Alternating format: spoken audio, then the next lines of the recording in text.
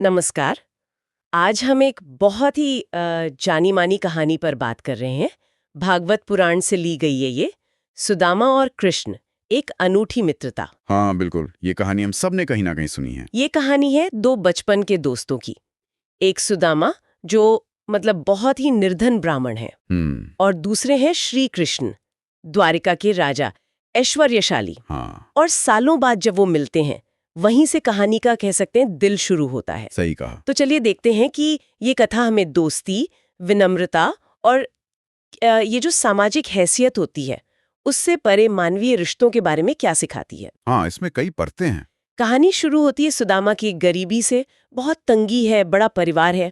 उनकी पत्नी उन्हें मनाती हैं, कहती हैं कि भाई आपके बचपन के दोस्त हैं कृष्ण, अब तो राजा हैं। हाँ, द्वारिका के राजा। उनसे जाकर मदद क्यों नहीं मांगते। और यहाँ एक दिलचस्प बात है, इनकी दोस्ती हुई थी बचपन में, गुरुकुल में। हाँ, अब शायद ये ऊंच नीच अमीर गरीब का भेद इतना मायने नहीं रखता था। सही बात है। पर अब सालों बाद स्थिति बिल्कुल अलग है। जमीन आसमान का अंतर कह सकते हैं। एक राजा, दूसरा एकदम गरीब।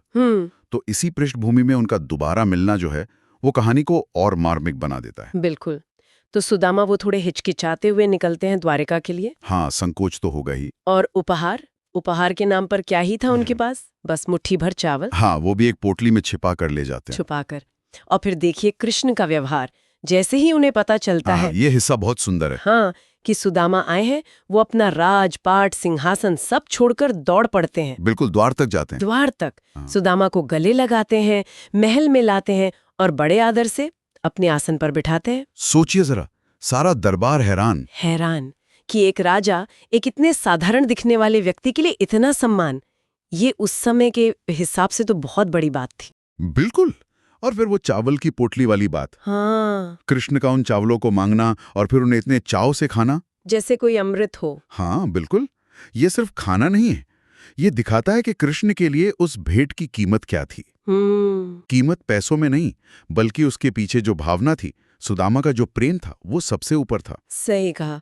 सच्ची दोस्ती शायद यही होती है जो लेन देन से परे हो। बिल्कुल। पर सुदामा तो कृष्ण के इस प्यार और सत्कार से इतने अभिभूत हो जाते हैं कि वो भूल ही जाते हैं। हाँ, जिस काम के लिए आए थे मदद मांगने, वो कह ही नहीं पाते और बिना कुछ मांगे ही वापस लौट आते हैं।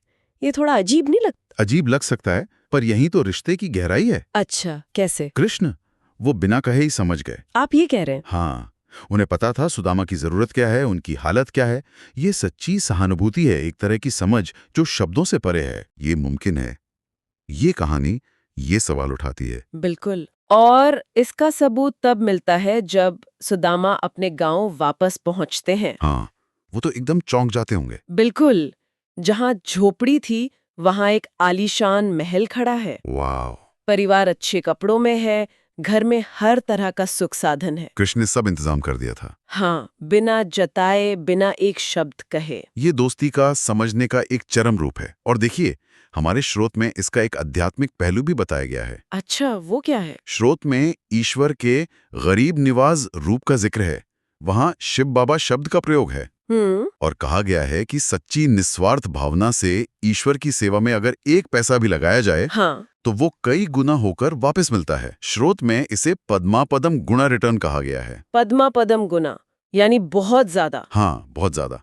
तो सुदामा के वो चावल वो एक प्रतीक बन जाते हैं अच्छा, कि सच्ची भावना से दी गई छोटी सी छोटी भेंट या की गई सेवा का फल भी बहुत बड़ा हो सकता है। और शायद वो फल सिर्फ इसी जन्म में नहीं। बिल्कुल, कहा गया है कि वो इस जन्म और आगे के जन्मों तक भी बना रह सकता है। तो कुल मिलाकर इस कहानी से हम क्या सीख सकते हैं?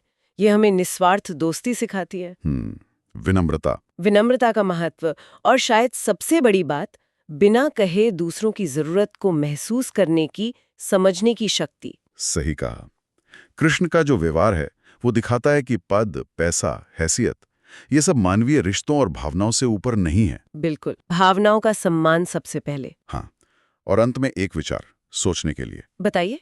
ये जो आध्यात्मिक फल की बात स्रोत में है, यानी भौतिक समृद्धि मिलना, अगर हम इससे भी आगे सोचें, तो क्या ये कहानी ये भी इशारा करती है कि निस्वार्थ कर्म, सच्ची भक्ति, इनका अपने आप में भी एक मूल्य है? मतलब फल मिले या ना मिले, कर्म का अपना महत्व है। हाँ, जैसे सुदामा ने भेंट दी बिना किसी उम्मीद के, सिर्फ प्रेमवश। तो क्या सिर्फ सच्ची भावना से देने पर ध्यान लगाना, बिना बदले में कुछ पाने की उम्मीद किए, हाँ। क्या ये हमारे जीवन को देखने का नजरिया बदल सकता है? ये एक सोचने वाली बात है।